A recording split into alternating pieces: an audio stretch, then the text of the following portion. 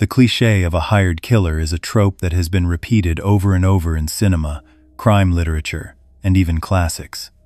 Dozens of films have been made on this subject throughout history, and you may have seen many of them, like John Wick or Leon. But today, in this video, we won't be talking about movies.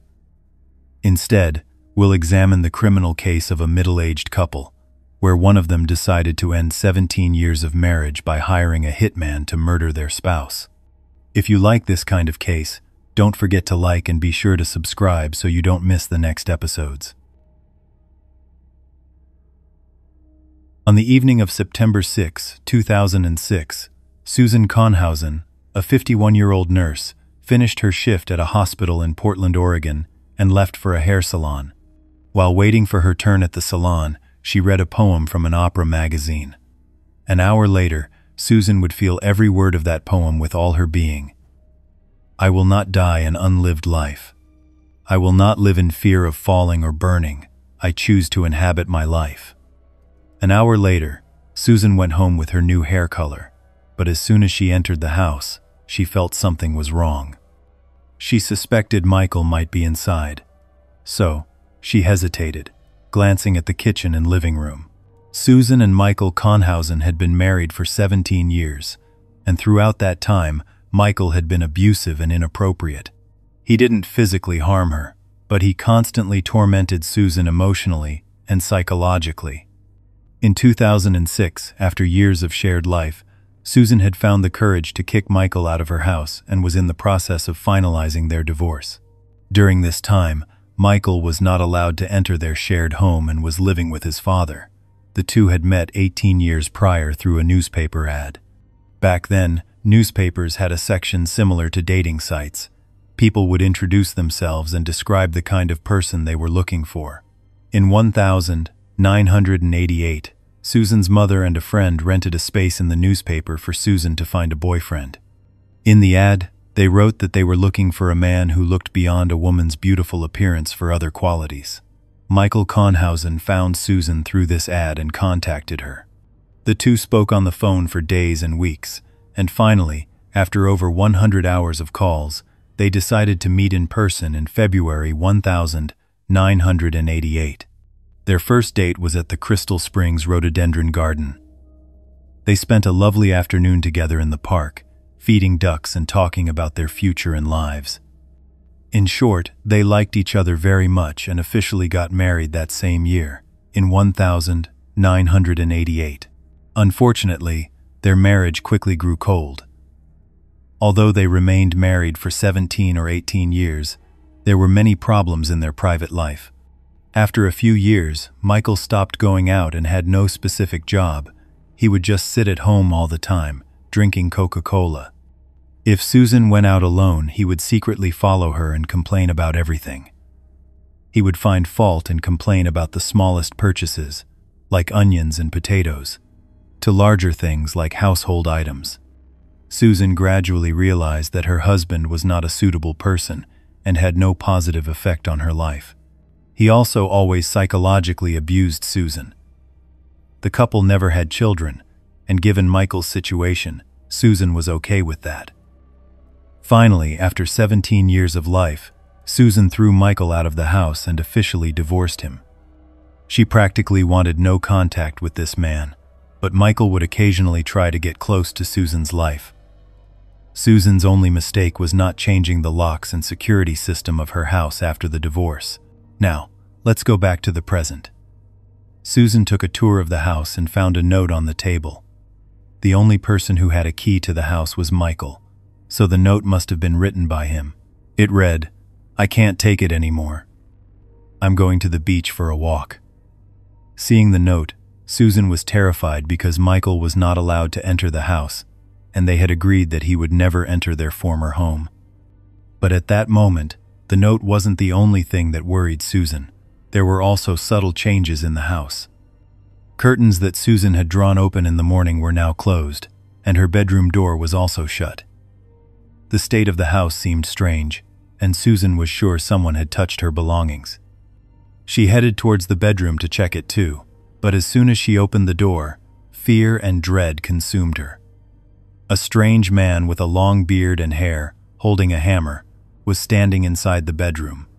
Edward Haffey, 59, had neither a good life, nor had he tried to make the most of it. His criminal record was endless. He was addicted to cocaine. He worked at a pornographic video store and knew Michael Conhausen through this connection. He was relatively poor, could barely afford food, and was in desperate need of money. Michael offered this man, 50, to murder Susan. On the night of September 6, Haffey, hammer in hand, attacked Susan with the intent to kill. He brought the hammer down on Susan's head and repeatedly struck her skull. Blood streamed from Susan's head, and she was in horrible pain. Haffey was 180 cm tall, about 20 cm taller than Susan. In normal circumstances, one could easily conclude that Edward Haffey had a better chance than Susan, but that wasn't the case. Susan Conhausen had worked as an emergency room nurse for over 30 years. She had helped many injured people. Many of her patients were addicted men who would do anything to get drugs. Both Susan and all the nurses who worked in the emergency room regularly attended self-defense classes, did the necessary training, and knew how to save themselves from such situations. Susan tried not to get too far from her attacker because she knew that if she stayed close, the force and intensity of the weapon would be less. Susan moved quickly to distract the stranger, then shoved Edward Haffey hard, causing both of them to fall to the ground. Haffey told Susan, "You're strong," and there was a feeling in that word that made Susan suddenly realize this man wasn't here to rob, steal, or sexually assault her. The guy's only intention was murder, and Susan had no choice but to fight for her life. The attacker hit Susan on the head with the hammer again, but when he raised his hand to harm her further, Susan rolled on the ground, bumped into the man, and pinned Haffey down. Susan asked him, "Who sent you here?" The man didn't answer. Susan took the hammer from his hand and struck Edward Haffey's skull several times. Haffey raised his hand and tried to take the hammer from Susan, but Susan responded by grabbing the man's throat and asking again, "I'm asking, who sent you here?" Haffey still didn't speak. Susan squeezed his throat tighter, and the attacker's face turned blue from suffocation. Frightened by the change in the attacker's face, Susan let go and left the room. But the attacker didn't give up. Edward Haffey got up from the ground and attacked Susan from behind. He grabbed the hammer again and hit Susan on the head once more.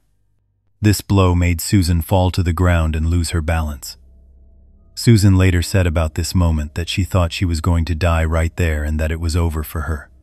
I really don't know how, but in that situation, she managed to pull Edward Haffey down to the ground with her, and at that moment, the hammer flew from Haffey's hand. Susan began to bite the attacker. Although she knew biting wouldn't take him down, she did it so that the bite wounds might help identify the killer after her death and help solve her murder case. Susan managed to bite the man's arm, side, and thigh, and she even managed to sink her teeth into the zipper of his pants in Edward Haffey's genital area. At the same time, she rummaged through the attacker's clothes pockets and threw any item she could grab under the couch and table, hoping that these items might help identify her killer in the future. I mean, look, Susan had no hope of living at that moment. About 15 minutes had passed since the first blow to Susan's head, and this woman was still fighting the attacker. She didn't stay still and struggled as much as she could to not make the man's job easy. In the meantime, she realized that the attacker wasn't in good physical condition either, and was no longer overpowering her. She put her left leg on the man's body, then wrapped her arm around the attacker's neck and, while pressing, yelled, "Tell me who sent you here, and I'll call the damn ambulance." Edward Haffey didn't say a word and instead tried to push Susan away, but he didn't succeed. Susan squeezed the attacker's throat tighter than before and held on until the man stopped moving. Susan Conhausen literally killed the man who had entered her house to murder and attack her. The attacker became motionless. Susan immediately left her house and took refuge with her neighbor. She asked the neighbor to call 911. The 911 operator asked some general questions, like, was the attacker alone, and so on.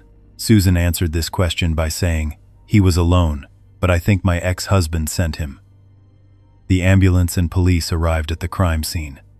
Fortunately, they were able to save Susan Conhausen, but not Edward Haffey. While searching Susan's house, they found a backpack in the basement, and inside this bag was the ID card of a 59-year-old man named Edward Haffey. This way, they were able to identify the attacker. Haffey had $200 in cash, chocolate sauce, diabetes pills, a calendar, and some papers in his bag. And 2 days before, he had written "Call Mike" in his calendar. From this, they understood that there must be a connection between Mike Conhausen and Edward Haffey. Haffey's autopsy showed that the man had used a large amount of cocaine and was completely addicted. Although his friends and family said Haffey was an athlete and played tennis, his physical condition showed otherwise.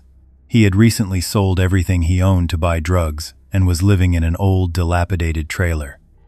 Police looked at the man's criminal record and saw that in 1991, Haffey's ex-girlfriend's body was found near a river, and Haffey confessed to conspiring to murder his girlfriend in March 1994. In the case of his ex-girlfriend, due to a lack of necessary evidence, Edward Haffey was sentenced to 9 years in prison, and he was released in November 2003. After his release, he moved to Portland hoping to find a job and, from July 2004 onwards, became an employee at a pornographic video store. Then, through this store, he met Michael, and when Michael learned about Edward's past, he decided to hire him to murder Susan. So, where was Michael Conhausen on the day of the attack? That day, Michael went to the beach and stayed in a motel until the evening. Then he bought a gun, wrote a suicide note for his father, and said, "All I ever wanted was for others to love me. Whenever someone loved me, I messed everything up." But he didn't kill himself. Instead of committing suicide, he tried to run from the police, but 5 days later, on September 13, police found Michael's car in a parking lot and handcuffed him. After his arrest, Michael told the police, "I have nothing left to live for." In court, Michael claimed he didn't know Haffey and had no idea about what had happened, but through work records and several witnesses, Michael's statements were refuted, and finally, on August 30, 2007, he confessed in court to having hired Haffey to kill Susan. Michael Conhausen was only sentenced to 7 years in prison, and this had a very bad effect on Susan's morale. Susan Conhausen became extremely paranoid. She constantly thought someone was following her. She kept changing her house, went to shooting classes, and tried to prepare herself for Michael's freedom and confrontation in every way possible. Susan says about her situation that she was no longer the happy woman she used to be and could never be. She believed that by choosing a bad husband, she had turned her life into a life sentence in prison and would never feel free. Fortunately, Susan's fear completely disappeared on June 13, 2014, because Michael never saw life outside the prison walls again. The man died of natural causes in prison on a Friday, only 3 months before his release. Letters left behind by him show that he never once confessed to the sin and wrong he had done. That is, he claimed that he had only confessed in court to avoid a life sentence, but that he was innocent. In these 7 years, he also did his best to portray himself as a victim, but he was not very successful.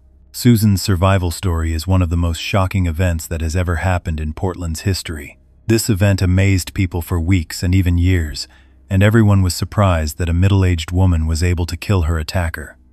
Susan Conhausen survived that day, but after the incident, she had to deal with a new emotional and psychological wound. The wounds told her that her husband had hired a person to take her life, and that Susan had been forced to kill that person to save her own life. Susan has come a long way in her recovery since 2006. But she still fights the memories and nightmares of that day. Nightmares of killing a man with her bare hands. Susan says about her current situation, "One moment you think you're an ordinary person in this world, and the next moment you're not. I didn't choose to kill that man. I chose to live."